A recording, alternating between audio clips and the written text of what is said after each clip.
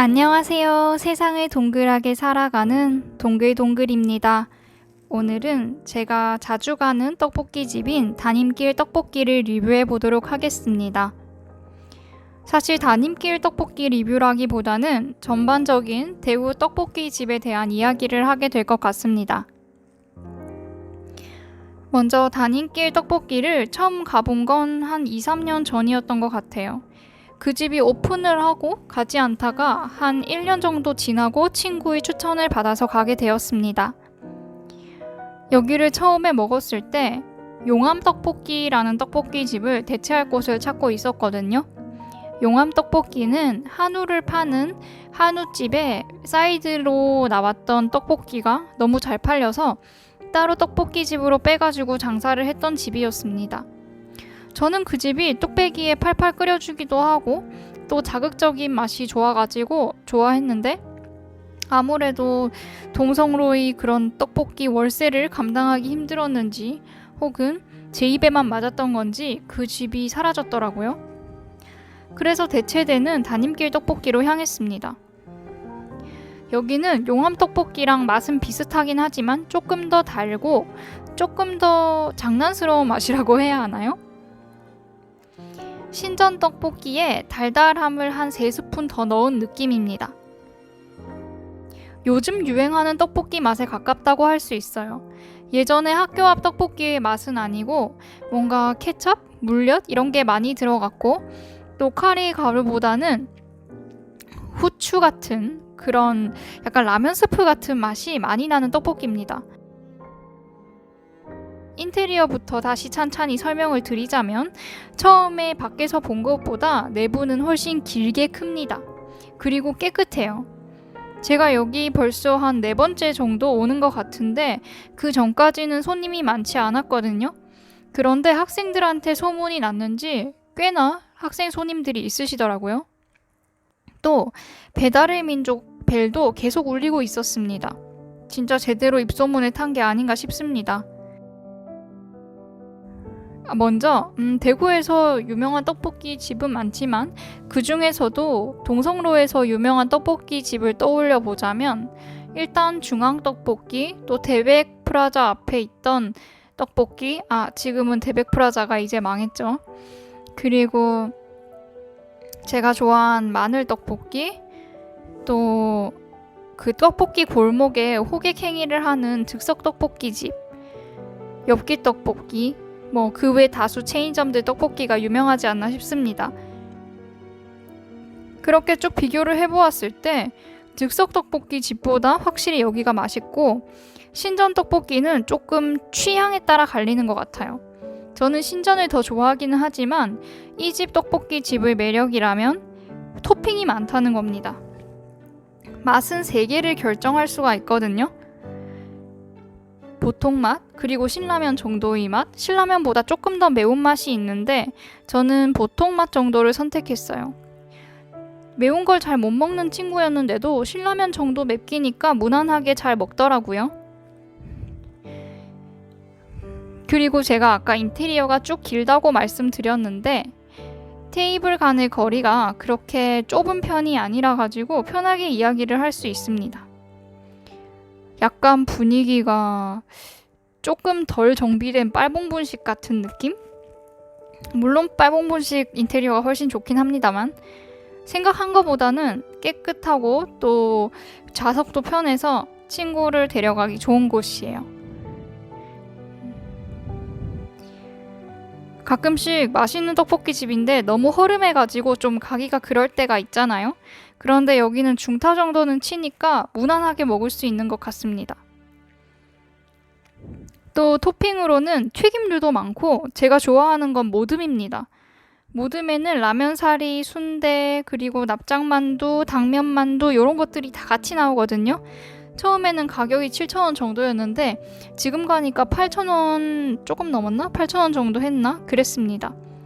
그렇다 하더라도 전 요 메뉴가 가성비가 참 좋은 것 같아요.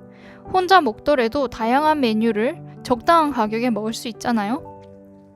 신전 떡볶이가 제 최애 떡볶이라고 몇 번 말씀을 드렸는데 거기는 안타깝게 납작 만두가 없습니다. 또 이번에 오징어 튀김이 새로 생기기는 했지만 그래도 뭔가 튀김 면에서는 신전이 밀리는 것 같아요. 신전은 역시 김밥이죠. 김밥과 로제 떡볶이 또는 떡볶이 그 자체의 맛이 너무 맛있어서 가는 거고, 여기는 조합이 참 좋습니다. 라면 사리가 들어간 라볶이를 신전에서는 아무래도 못 먹죠.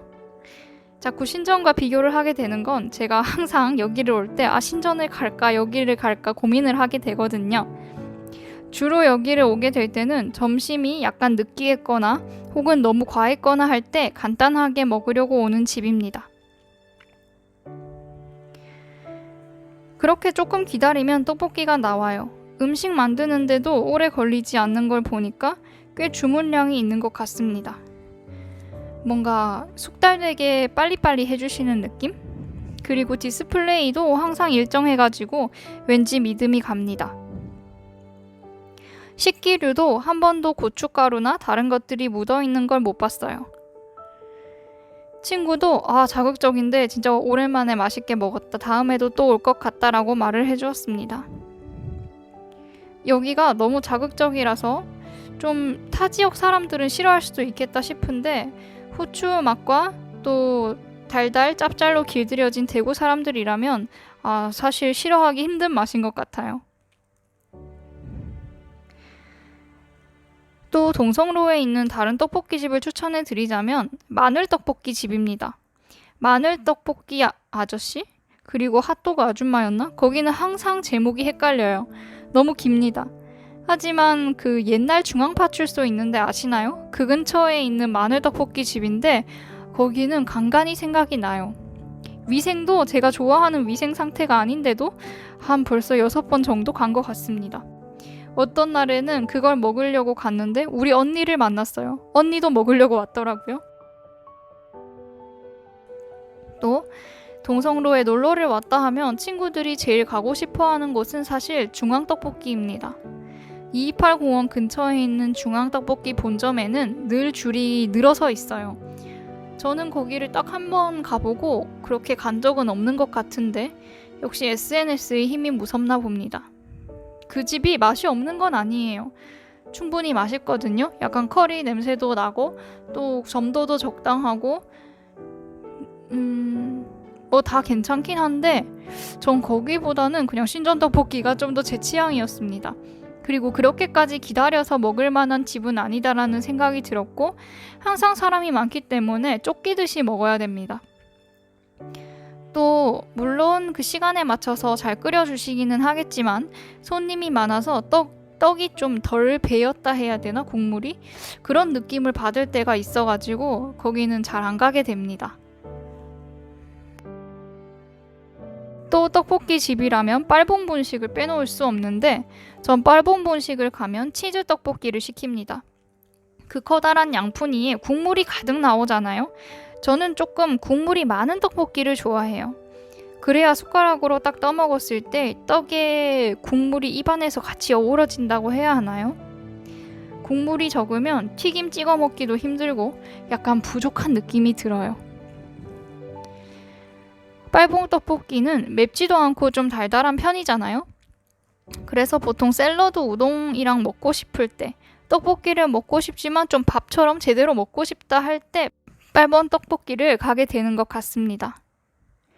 또 대구에 있는 다른 떡볶이 집으로는 두끼가 있죠. 사실 두끼가 대구 건 아닌 것 같기는 한데 동성로의 두끼는 항상 줄이 길게 늘어서 있습니다. 저는 두끼리를 먹을 바에는 그냥 맛있는 떡볶이집 가서 단품을 시키자는 주의예요. 왜냐하면 두끼가 맛없는 건 아니고 2명이서 먹었을 때 2만 원 가까이 나오잖아요. 근데 떡볶이를 그렇게 제가 많이 먹을 수 있는 배가 아니기 때문에 배가 작은 사람으로서 아무래도 뷔페는 조금 아쉽습니다.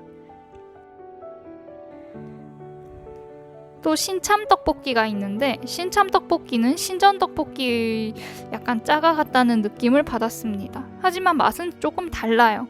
그래서 그걸 좋아하시는 분들은 또 거기만 가긴 하겠지만 위생 상태라든지 이런 것도 저는 신전이 더 나았고 맛이나 토핑들도 신전이 더 나았습니다. 전체적인 평을 해보겠습니다. 전체적인 평을 해보겠습니다. 떡볶이 맛평 3.8, 위생평 4.5, 친절도평 4, 분위기평 3.5를 드리겠습니다. 오늘 영상은 여기까지입니다. 끝!